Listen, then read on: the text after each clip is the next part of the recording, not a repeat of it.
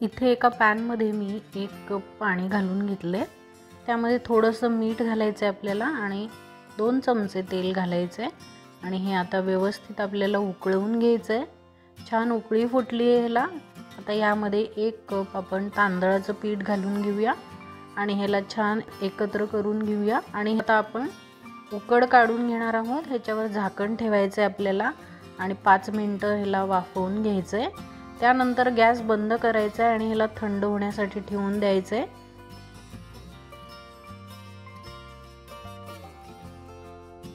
आता आपण यामध्ये लागणारं सारण बनवणार आहोत। त्यासाठी इथे मी 1 कप चणा डाळ घेतली। ती स्वच्छ धुवून घ्यायची आणि 2 तास आपल्याला भिजवून घ्यायची। ही छान भिजल्या गेली आहे।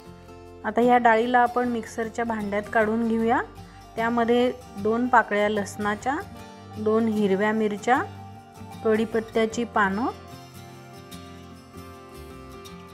थोडंसं आलं आणि चवीपुरतं मीठ घालून आपल्याला हे छान ओबडधोबड असं वाटून घ्यायचं आहे। या ठिकाणी हे छान वाटलं गेलंय।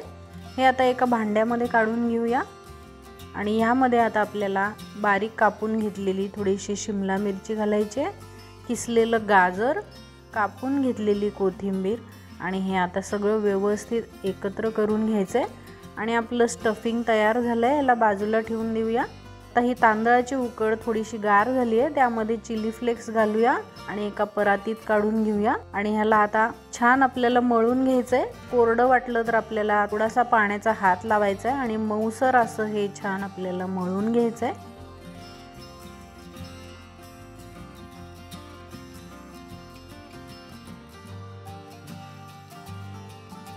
हा असा एक छोटा गोळा घ्यायचा आहे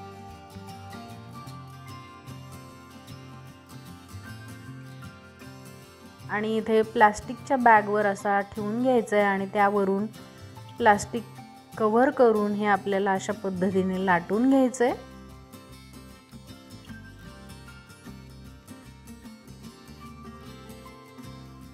आता ह्याला छान एका वाटीने गोलाकार देऊन घेऊया आणि कढा बाजूला करून घेऊया। आता यामध्ये बनवून घेतलेलं सारण आपल्याला ठेवायचं आहे। खूप जास्त नाही ठेवायचं आहे आणि हलक्या हाताने हे असं पसरवून घ्यायचं आहे आणि ह्याला आता आपल्याला अशा पद्धतीने फोल्ड करून घ्यायचं आहे। हे आता आपल्याला व्यवस्थित स्टीम करून घ्यायचं आहे। त्यासाठी एका चाळणीला मी तेल लावून घेतले, त्यामध्ये हे ठेवून घेऊया। अशा पद्धतीने आपण हे सगळे ठेवून घेऊया आणि हे चाळणी आता आपल्याला एका कढईमध्ये पाणी तापत ठेवले, त्यावरती कुकी कटर ठेवलाय मी, त्यावरती ही चाळणी ठेवायची आणि आपल्याला झाकण लावून 10 मिनिटं ह्याला वाफवून घ्यायचंय।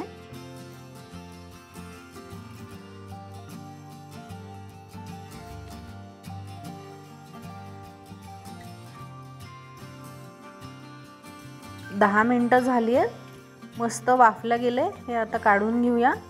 तर तुम्ही हे असंच सर्व करू शकता किंवा एका कढईमध्ये तेल तापवून त्यामध्ये थोडीशी मोहरी, थोडे जिरे, तीळ आणि हिंग घालायचे, थोडीशी हळद, लाल तिखट आणि त्यामध्ये आता हे वाफवून घेतलेले फरे घालायचे आणि अशा पद्धतीने आपण हे फोडणी देऊन सुद्धा खाऊ शकतो। रेसिपी आवडली असेल तर लाईक करा, शेअर करा आणि चॅनलला सबस्क्राईब करा। पुन्हा भेटूया अशाच एका मस्त रेसिपीमध्ये।